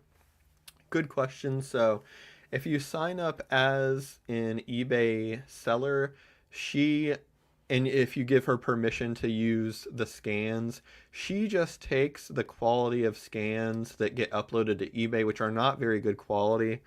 So they can download and use that image, which is basically the eBay scan, which they could just go to eBay and get themselves if they really wanted. It's really just making them searchable. So they can download that image from Ephemera Search, um, or if they want the postcard, they can buy it from the seller directly. But she's not providing any higher quality images than what eBay provides directly. She's just getting them straight from eBay. So, I mean, even if you wanted to, you could, uh, like, if you weren't comfortable just having anybody save the images for free, then you could just upload the images with watermarks to eBay. Paul said, I love finding postcards that depict a brief intersection of history. I had come across a small lot of European divided backs, and some of the German towns pictured turned out to be in modern Poland, etc. Oh, cool. Yeah, yeah, I love the world traveling that you can do by looking at postcards and places I will never get to visit. I have been able to visit in the past through postcards. Alan said, I just started using WorthPoint's image search, never noticed it before. Yeah, I don't. Have you been using that on desktop or mobile? I know I've been using it, or I've used it on the app a few times. It's not as good as like Google or eBay image search, but it has helped me find a few like uncommon Halloween postcards, which has been very helpful.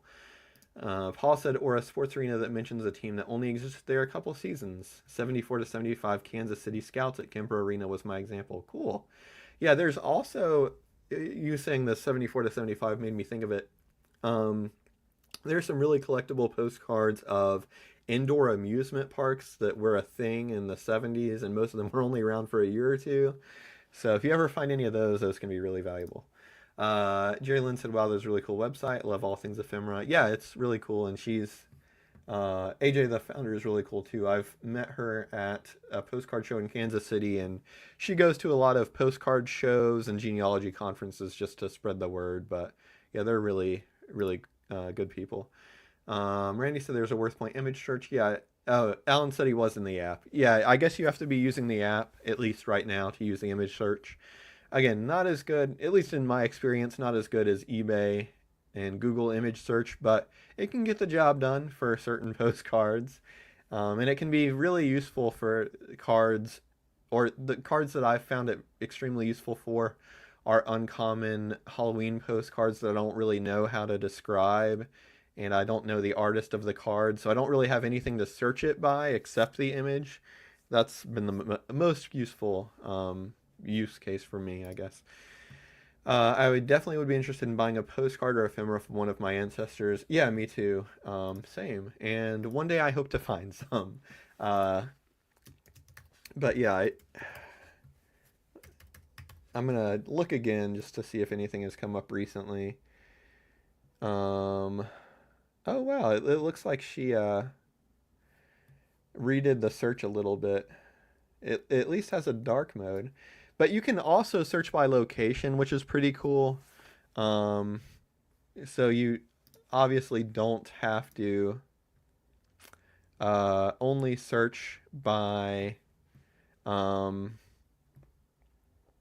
last name. You can say, I want to search for people of this last name and in Ohio. If you know like where your ancestors lived, you can narrow it down pretty well.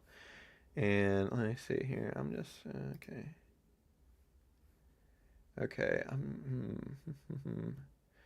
I see places, languages, tags, collections, user, and eBay sellers, but I'm trying to. Maybe I have to go to advanced search or something. But I'm trying to just search by surname, which I don't know if there's a great way to do that.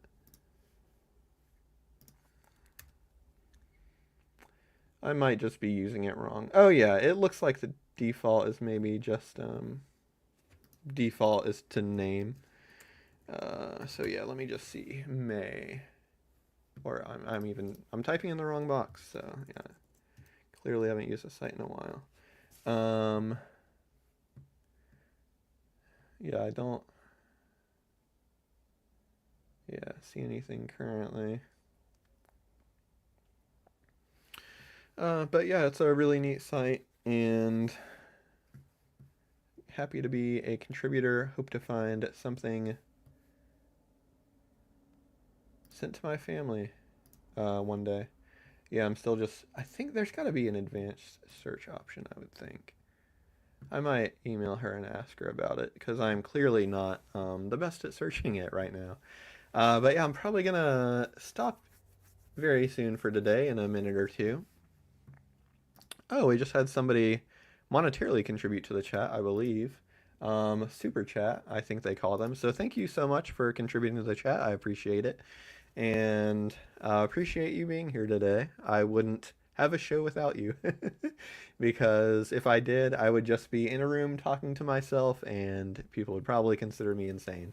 But yeah, thanks for coming, everyone. I did have one more thing I wanted to mention before I closed out the stream today, and that is I have talked to a person who does Ethernet drops, is what I think they're called, and I'm officially getting on the calendar to have that done. So within the next couple weeks, I will be on Ethernet, wired in straight to AT&T. So I imagine that would resolve any problem or any remaining problems with the audio issues. So, and maybe I might even try to do like 1080 or something. But yeah, thanks for joining me today, everyone. Thanks for everybody that stopped by. Should be back again on Monday with a video on YouTube about what sold, and then live again next Tuesday. I hope to see you there. Thanks for joining.